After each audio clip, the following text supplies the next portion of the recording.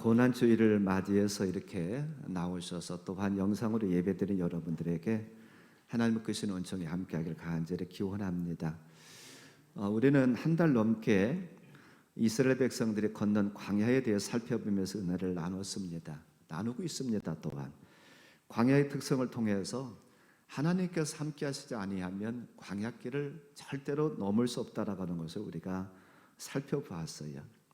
이스라엘 백성들은 광야에서 하나님의 음성을 들었습니다. 그러므로 광야는 저주가 아니고 축복이고 또한 시간 낭비가 아니고 하나님의 사랑을 경험할 수 있는 좋은 장소라는 사실이요. 우리만 인생의 광야를 건너는 것이 아니라 신앙의 선배들 또한 신앙의 사람들도 성경에 나오는 믿음의 사람들도 광야를 건넜습니다.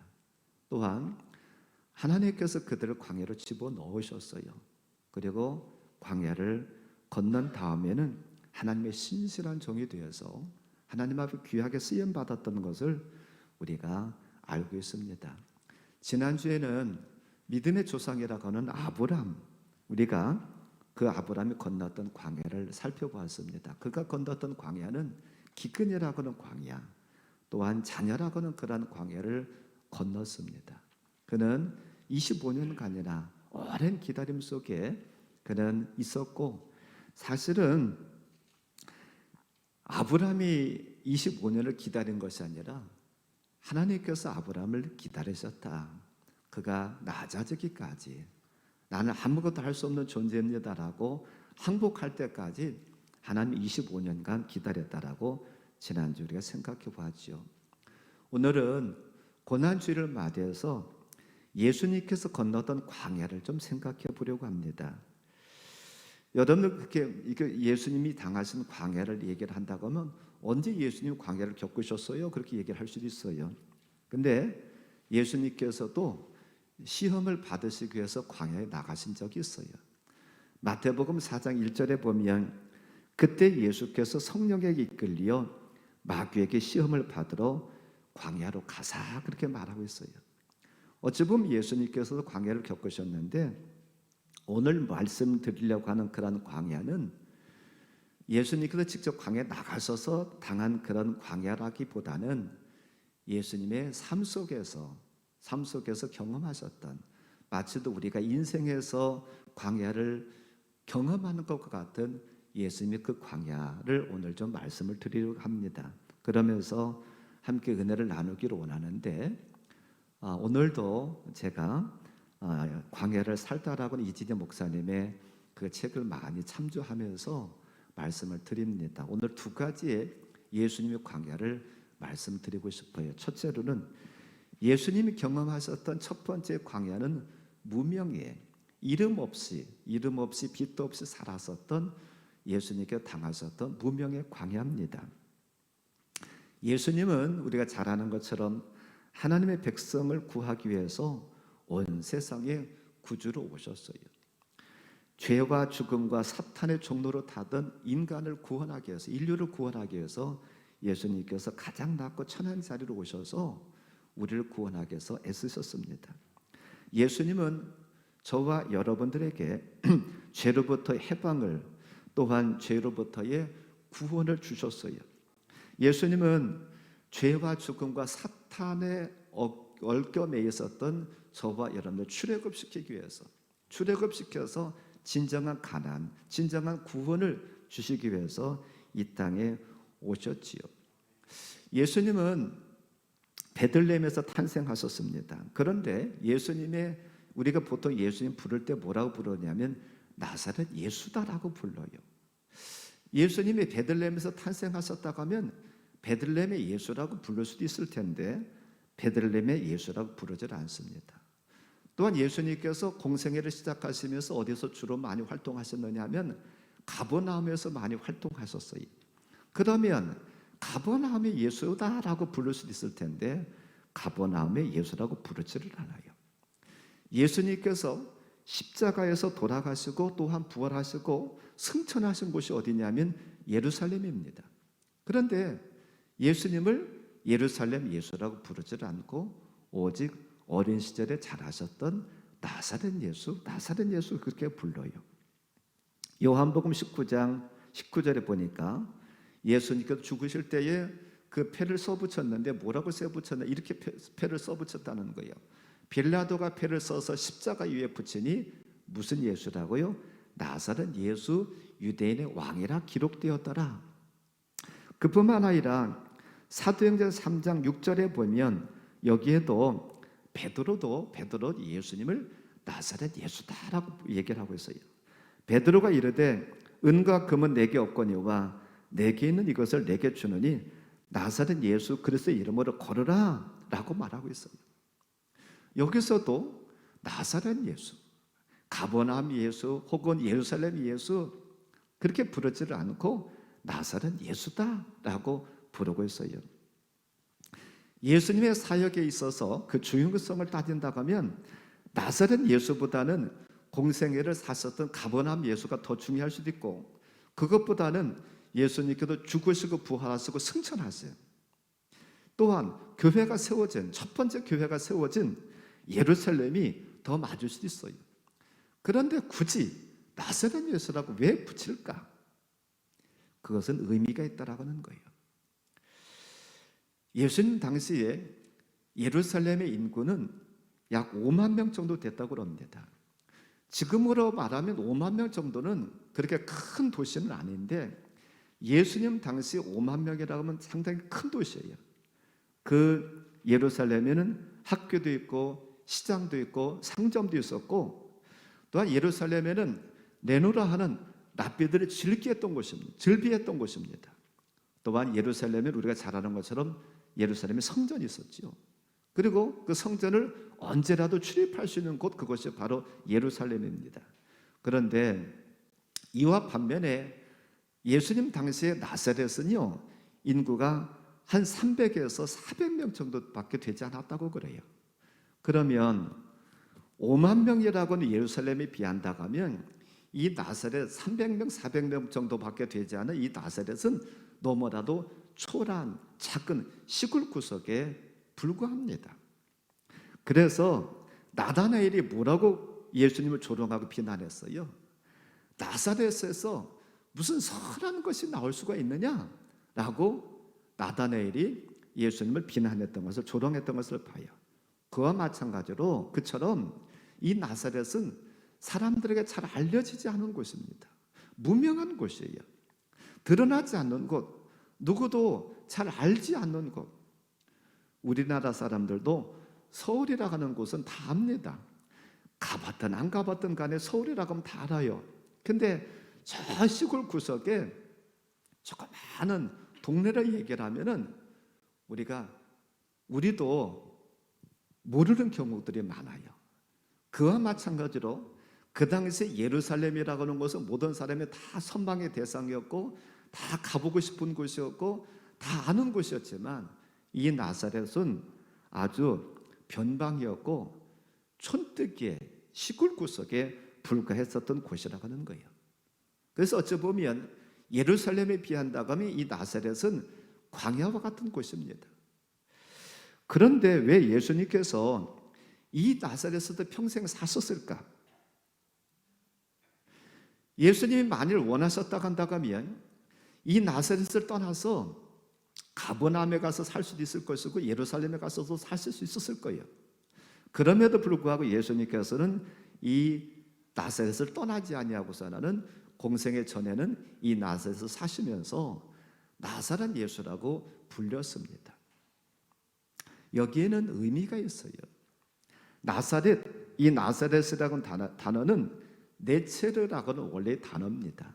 근데 이 네체르라고 하는 단어에는 어떤 뜻을 가지고 있느냐 하면 가지, 이 나뭇가지 할 때 그 가지, 나무에서 또 요즘 봄이 되어서 순이 올라오는 것처럼 그런 의미를 가지고 있습니다만 또 어떤 의미를 가지고 있느냐 하면 숨다라고는 의미도 가지고 있어요. 드러나지 않다, 숨다. 예수님이 자라나신 동네가 나사렛이라고 하는 이름이 붙여지는 것은 시골 구석이라 그렇기도 하겠습니다만 숨겨지고 잘 드러나지 않은 곳이라고 하는 거예요. 예수님의 나사렛의 30년의 세월은 우리에게 잘 알려지지 않아 있습니다.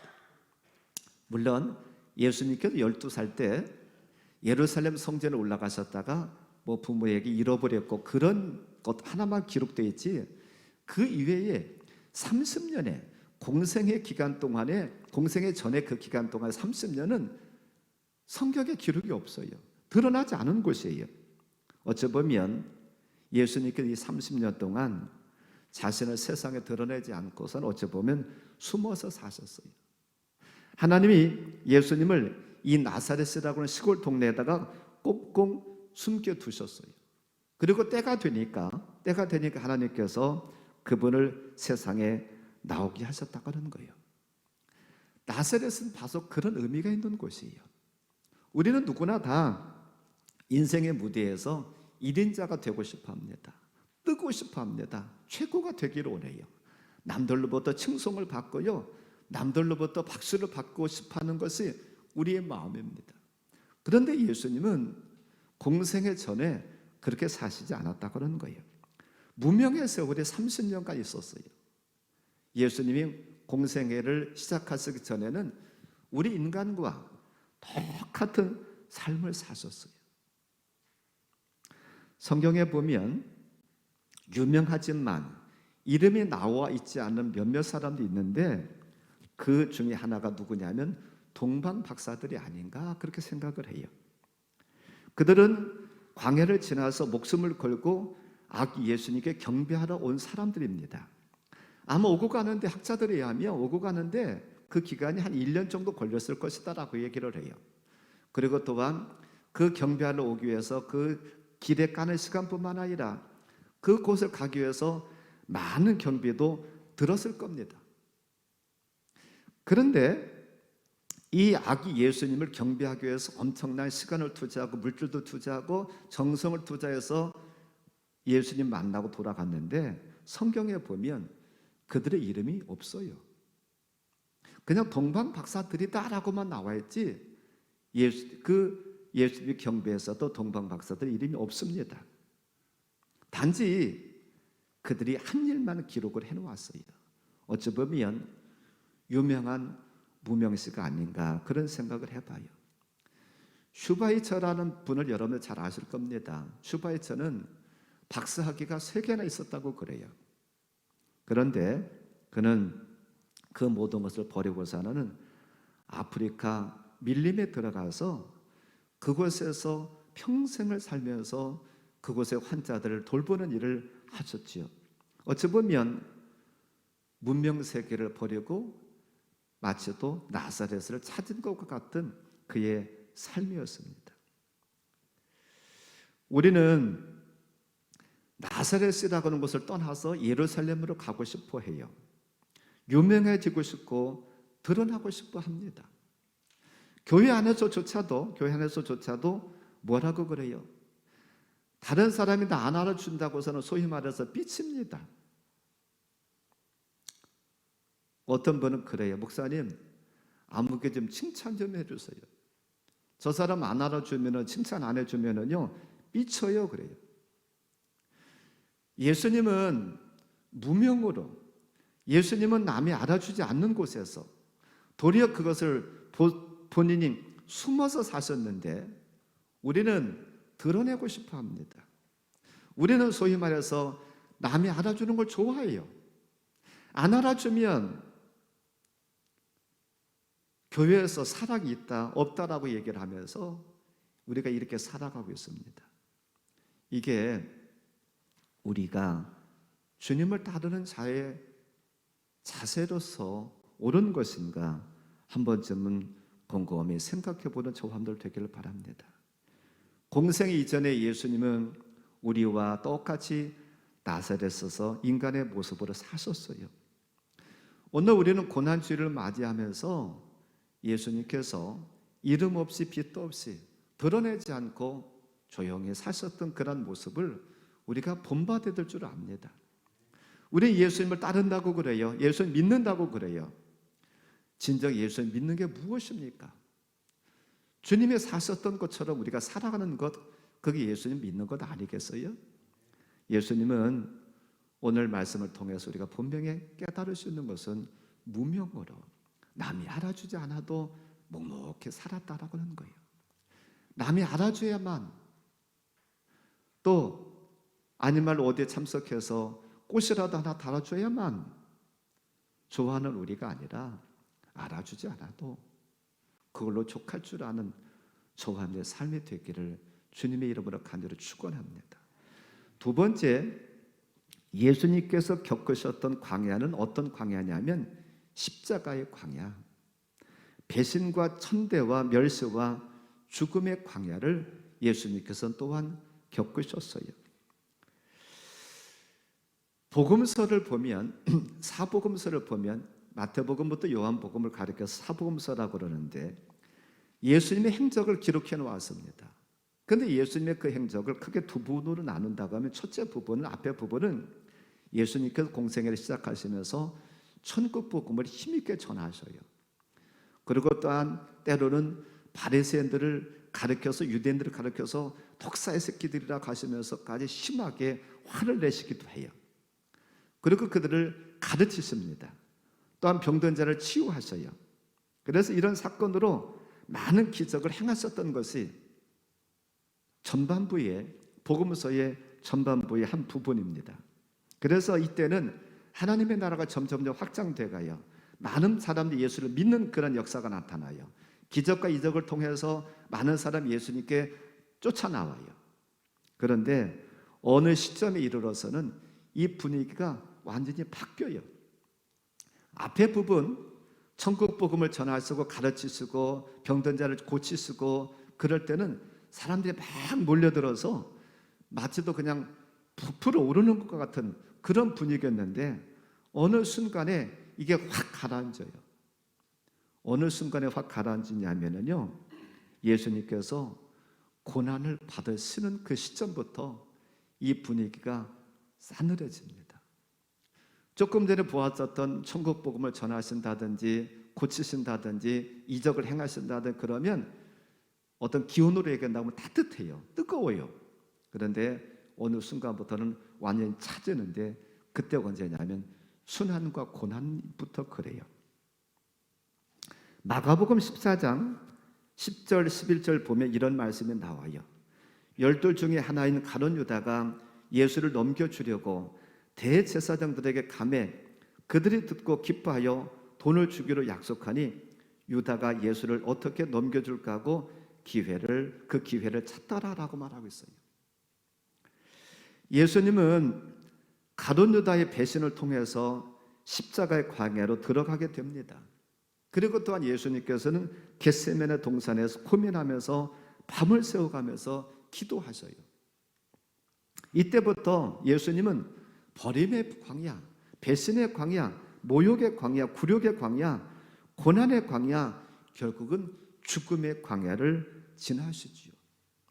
예수님은 가룟 유다에 의해서 넘겨진 후에 전과 같은 전혀 반대의 상황으로 변화됩니다. 무슨 말씀이냐면, 조금 전까지는 이런 가룟 유다 이런 이 배신을 당하기 전까지는 전하시고 치료하시고 때로는 책망하시고 그러셨는데, 이때부터는 조용하셔요.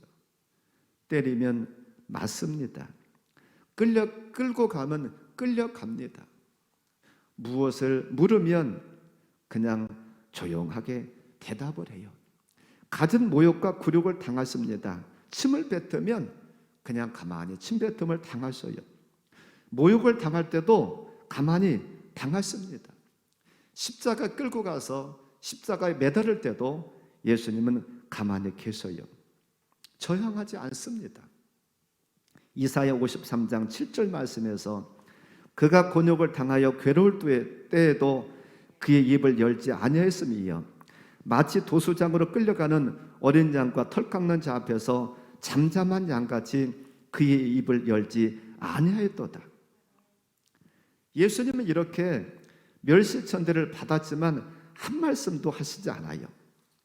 마치 모든 것을 다 포기한 것 같은, 그렇게 사람들이 자신을 어떻게 대우하든지 간에 그냥 내버려 두어요. 그러나 놀라운 사실은 이런 일들을 통해서 예수님은 구원 사역을 완성하셨다고 하는 거예요. 배신당하시고 멸시하고 천대받고 고난당하고 죽음의 그 광야를 예수님은 통과하고 있지만, 아무 말씀도 않고 통과하고 있지만, 그런 일을 통해서 저와 여러분들을 구원하는 구원의 사역을 이루셨다는 거예요. 우리가 같이 보았었던 마태복음 27장 27절부터 31절 말씀에 보니까 예수님께서 죽으시기 전에 끌려가실 때에 멸시합니다, 조롱합니다, 침뱉어요. 그래도 아무 말씀도 안 하시고서는 다 당하고 있어요. 여기 보세요. 30절 보면 그에게 침뱉고 갈대를 빼앗아 그의 머리를 치더라. 희롱을 다한 후 홍포를 벗기고 도로 그의 옷을 입혀 십자가에 못 박으려고 끌고 나가니라. 옷을 벗기는 것은 굉장히 사람으로서 수치되는 일입니다. 그리고 침을 뱉어요. 침을 뱉는다는 것은 내가 저 사람을 저주하고 모욕한다는 거예요. 그럼에도 예수님께서는 아무 말씀도 안 하고 계세요. 누구든지 예수님을 따라가고자 하는 자는 우리 자신의 십자가를 져야 됩니다. 갈라디아서 2장 20절에서 말합니다. 내가 그리스도와 함께 십자가에 못 박혔나니 그런즉 이제는 내가 사는 것이 아니요 오직 내 안에 그리스도께서 사시는 것이라. 이제 내가 육체 가운데 사는 것은 나를 사랑하사 나를 위하여 자신을 버리신 하나님의 아들 믿는 믿음 안에서 사는 것이다 라고 말하고 있습니다. 예수님이 저와 여러분의 죄를 대신해서 지셨어요. 그러기 위해서 예수님은 죽으셨습니다.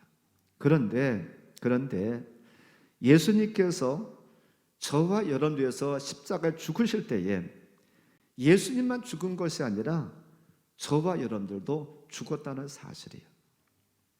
로마서 8장 6절부터 로마서 6장 3절 4절에 그렇게 말합니다. 같이 한번 읽어보지요. 우리가 알거니 무릇 그래서 예수 합하여 세례를 받은 우리는 그의 죽으심과 합하여 세례를 받은 줄을 알지 못하느냐. 그러므로 우리가 그의 죽으심과 합하여 세례를 받음으로 그와 함께 장사되었나니 이는 아버지의 영광으로 말미암아 그리스도를 죽은 자 가운데서 살리신 것 같이 우리로 또한 새 생명 가운데로 행하게 하려 합니다. 아멘. 4절 앞부분에 보니까 그러므로 우리가 그의 죽으심, 그는 누굽니까? 예수님이에요. 예수님의 죽으심과 합하여 세례를 받음으로 내가 어떻게 됐다고요? 저와 여러분들도 죽었다는 거예요. 그와 함께 장사되었나니 라고 말하고 있어요. 우리는 고난주간을 맞이하면, 고난주일을 맞이하면 어떻게 생각을 많이 하느냐 하면 예수님께서 죽으셨다, 나를 위해서 죽으셨다는 것만 많이 생각해요. 그런데 우리가 하나 지금까지 놓치고 있었던 게 있습니다. 그게 무엇이냐면 나도 죽었다는 거예요. 저와 함께 죽었다는 거예요. 근데 우린 이것을 생각을 안 해요. 내가 죽은 것을 생각 안 해요. 내가 죽어야 된다는 걸 생각 않고 뭐라 그러냐면 예수님이 나 위해서 죽었어. 예수님이 위해서 나 위해서. 우리가 죽어야 됩니다. 로마서 6장 6절부터 7절 말씀에 또한 이렇게 말씀하고 있어요. 같이 한번 볼까요? 우리가 알거니와 우리 옛사람이 예수와 함께 십자가에 못 박힌 것은 죄의 몸이 죽어 다시는 우리가 죄에게 종노릇 하지 아니하려 함이니 이는 죽은 자가 죄에서 벗어나 의롭다 하심을 얻었습니다. 우리가 옛사람이 예수와 함께 십자가에 못 박혔대요. 예수님께서 십자가에 못 박힐 때에 저와 여러분들의 옛사람도 못 박혔대요. 이것을 너희가 알지 않느냐, 우리가 알지 않느냐라고 6절에서 말하고 있어요. 우리가 알거니와 바울만 이 사실을 아는 게 아니라 이 바울의 말을 듣는, 바울의 복음을 받는 그런 모든 자들, 우리 모두가 알지 않느냐. 예수님께서 십자가 죽으실 때에 나도 죽은 거, 우리도 죽은 거 알지 않느냐라고 말하고 있어요. 갈라디아서 5장 24절에서도 거의 비슷한 말씀을 합니다.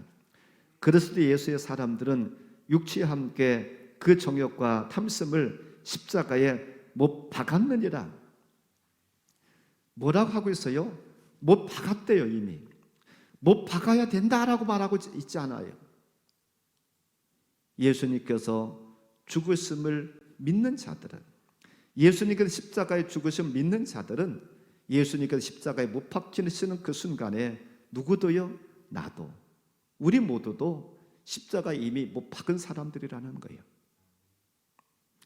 우리가 못 박혔는지 한번 고민하고 살펴볼 줄 아는 저와 여러분들 되기를 바랍니다. 저는 사실 오늘 고난주일을 맞이하고 고난주일 설교를 준비하면서 그 어느 때보다도 설교가 참 작성하고 이것을 말하기가 참 어렵게 씨름했습니다. 물론 설교문을 작성을 못한 게 아니라 설교문을 작성해놓고도 이 설교가 맞는 것인가, 이 설교를 해야 될 것인가, 말해야 될 것인가, 그러면서 몇 날 며칠간을 고민하고서 나는 섰어요. 오늘 아침에도 교회에서 자고서 난 집에 가서 씻고 나오니까 한 7시 20분 정도 됐는데 7시 20분 전부터 혼자 아침에 나와가지고서 나는 한 8시 잠깐 넘게까지 이 설교를 어떻게 오늘 설교를 해야 될 것인가 씨름하다가 서서 지금 말씀을 드립니다. 여기 교회 오니까 몇몇 분이 그러시더라고요. 목사님, 저는 전에 어떤 목사님 계실 때 제자훈련까지도 받았어요 라고 얘기를 하더라고요. 근데 제자훈련 받은 것 갖고 제자가 됩니까? 제자훈련 받은 것을 가지고 만족하지 않기를 바랍니다. 제자훈련 받아가지고 제자가 된다고 하면 제자훈련 100번 받아야죠. 근데 제 경험으로 보면 제자훈련 받는다고 해서 스스로 저절로 제자가 되는 것은 아니라고 하는 거예요. 그것을 껍데기로 가지고 있으면서 나는 제자훈련 받았으니까 그것으로 만족하지 않기를 바랍니다. 여기 교회 오니까 몇몇 분들이 저한테 그래요. 목사님 소신껏 목회하세요. 목사님 소신껏 목회하세요 그러더라고요. 목사 소신껏 목회한다는 게 뭘까 생각해 봤어요. 목사 소신껏 목회한다는 게, 제가 이해한 목사님 소신껏 목회하세요라고 하는 것은 이렇게 이해를 했습니다. 목사가 하나님 앞에 기도하면서 말씀 붙잡고 그게 하나님께서 감동을 주시고 옳다고 생각하는 것 가지고 그렇게 목회하는 것이 목사가 소신껏 목회하는 것이다, 그렇게 생각했습니다. 그게 옳은가요? 옳은 거예요? 틀린 거예요? 목사가 소신껏 목회하는 것은, 제가 하는 것은 하나님의 소리에 더 귀를 기울이고 사람의 소리보다도 하나님의 소리에 더 귀를 기울이는 것이 목사가 목회를 소신껏 하는 것이다 라고 저는 생각을 합니다. 그게 맞지요? 맞나요? 틀리나요? 맞아요? 틀려요? 근데 요즘 들어서 왜 그런지 자꾸 저한테 성도의 소리가 자꾸 들려요. 자꾸 들려옵니다. 목사님 이것은 이렇고요, 저것은 저렇고요, 자꾸 들려요. 왜 들릴까요? 왜 그럴까요?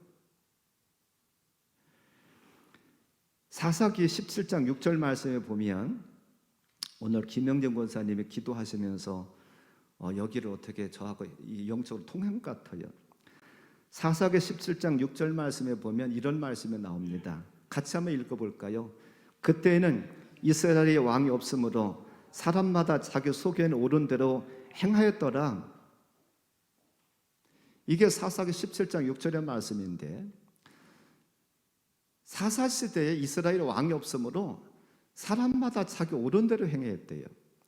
저는 여기 이스라엘 왕이라고 하는 것을 지도자라고 그렇게 생각을 합니다. 지도자라고 그렇게 표현하고 싶고 해석하고 싶어요. 근데 진정한 지도자가 없다가 보니까는 자기 속에는 옳은 대로 행하였다. 이게 무슨 얘기예요? 조금 쉽게, 조금 안 좋게 표현하면 지멋대로 했다 그래요. 제멋대로. 우리의 신앙생활이, 저와 여러분의 신앙생활이 누구의 뜻대로 해야 됩니까? 지멋대로 해야 돼요? 하나님의 뜻대로 해야죠. 그게 맞죠? 하나님의 뜻대로. 지멋대로 하면 우리가 멸망받아요. 하나님의 뜻대로, 하나님의 말씀대로. 그게 하나님께서 진정 저와 여러분에게 바라시는 거잖아요. 하나님의 뜻대로 해야지.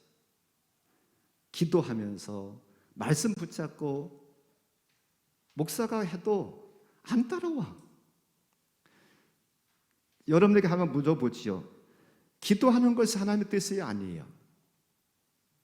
하나님의 뜻이죠. 목사가 그렇게도 기도하자고 그래도 어제 저녁에 장로님들 2분 나오셔서 기도했어요. 응? 김민수 장로님하고 홍봉환 장로님 부부하고 해가지고 2분이 나오셔서, 아니 목사가 잘못 가르치고 잘못된 길을 인도한다고 하면 안 따라와도 되지만 기도하는 것은 하나님의 뜻이잖아요. 그런데도 안 따라와. 여러분의 소견대로 좋은 대로 하지 마세요.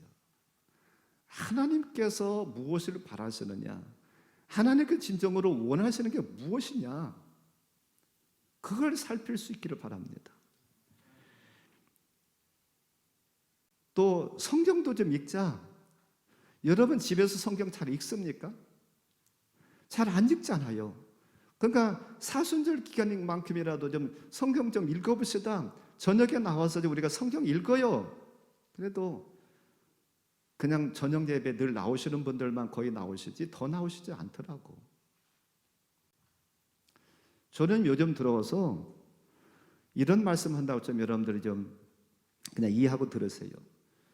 저는 목회를 어떻게 될지 모르겠어요. 이렇게도 안 따라오고 전혀 반응이 없어요.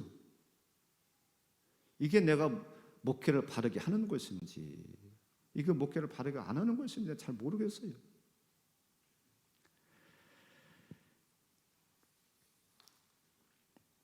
히브리서 5장 12절 말씀에 이런 말씀이 있습니다. 때가 오래되었으므로 너희가 마땅히 선생이 되었을 터인데 너희가 다시 하나님의 말씀의 초부에 대하여 누구에게서 가르침을 받아야 할 처지이니 단단한 음식은 못 먹고 젖이나 먹어야 할 자가 되었도다 라고 말하고 있어요. 히브리서의 말씀은 누가 썼는지 정확하게 저자는 모르지만 누구에게 쓴 거냐면 유대인 신자들한테 쓴 말씀입니다. 근데 그들이 때가 오래되었으므로, 우리로 말하면 예수 믿은 지 오래됐다는 거예요. 예수 믿은 지 오래돼서 너희들이 마땅히 선생이, 스승이 될 그런 처지인데 아직까지도 젖이나 빨고 있는 그런 어린아이들처럼 응행만 하고 있다는 거예요. 지금 이 교회가 40년이 됐습니다. 그러면 무엇인가를 해야 되는 교회잖아요. 저는 조금 전에 이런 교회가 되게 해주세요, 그런 찬양을 불렀잖아요, 예배 전에. 근데 왠지 모르게 눈물이 나서 오늘 울어봤어요. 왜 그런지 모르겠어요. 하나님께 왜 울게 하셨는지는 모르겠지만 그 찬양을 부르면서 눈물이 나더라고. 이 교회가 40년이 되었다고 한다고 하면 그 찬양과 같은 비슷한 교회가 좀 됐어야 될 텐데 그거와 동떨어진 것 같아가지고 너무나도 이게 주님께서 우리 교회를 보시면서 우시는 것이 아닌가, 그래서 저한테 눈물을 주신 것이 아닌가, 그런 생각을 해봤어요. 진정 이런 교회가, 이 교회가 그 찬송 그 가사를 좀 한번 띄워줘 볼까요, 방송실?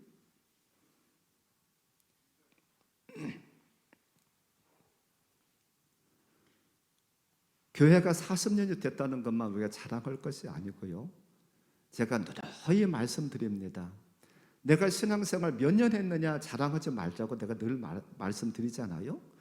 우리가 몇 년 했느냐고 자랑할 게 없어요. 신앙생활 오래 하는 것이 우리가 자랑거리가 돼서는 안 되고, 진정으로 내가 신앙생활을 잘하고 있느냐, 주님께서 바라시고 원하시는 신앙생활을 잘하고 있느냐, 그게 문제지요.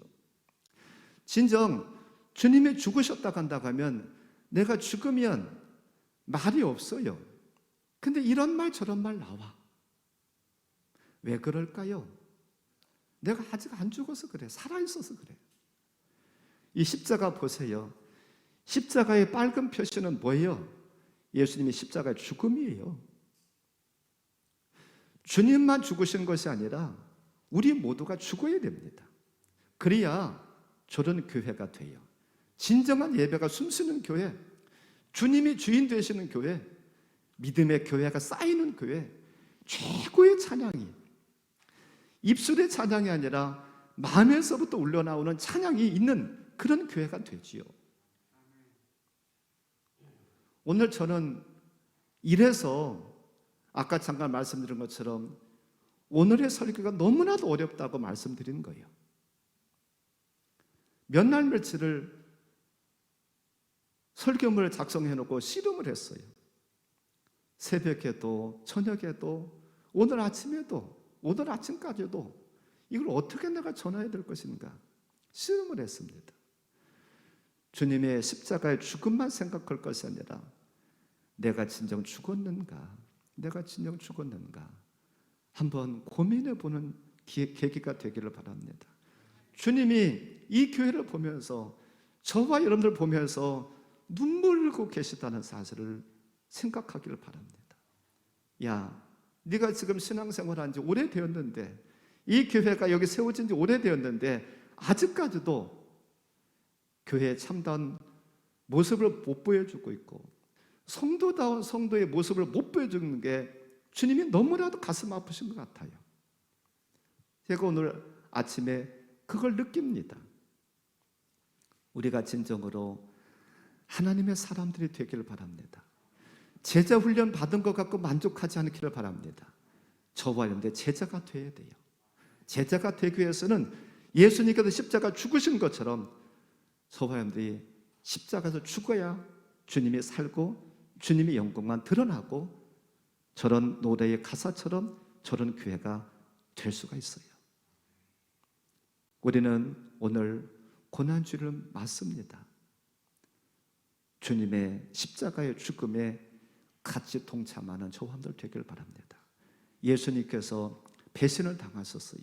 멸시천대 당하셨어요. 조롱당하셨어요. 그럼에도 불구하고 아무 말씀하시지 않습니다. 왜요? 그분은 그것을 통해서 구원을 완성해 가셔요. 우리도 주님의 십자가에 동참한다고 하면 이 교회에서 잡음이 나올 게 없습니다. 내 것전에 첫전에 그런 나올 게 없어요. 내 소견에 옳은 대로 신앙생활하는 조함들이 아니라 하나님께서 원하시는 대로, 하나님이 진정 원하시는 대로 바르게 신앙생활 하셔서 진정 주님의 참다운 제자들 다 되시기를, 주님 앞에 서는 날 참 잘했다 칭찬 받는 조함들 되시기를 주님의 이름으로 간절히 축원합니다. 오늘 조금 전에 불렀던 저 교회 노래 한번, 이런 교회 되게 한번 해주세요. 그런 찬양 한번 다시 부르시고 두 가지 위해서 기도하겠습니다. 첫째로는 하나님, 내가 예수님의 십자가에 나도 같이 죽게 해주세요. 같이 죽게 해주세요. 그리고 또 한 가지는 내가 이런 교회 만드는데 희생 제물이 되게 해주세요. 같이 두 가지 위해서 기도하겠습니다.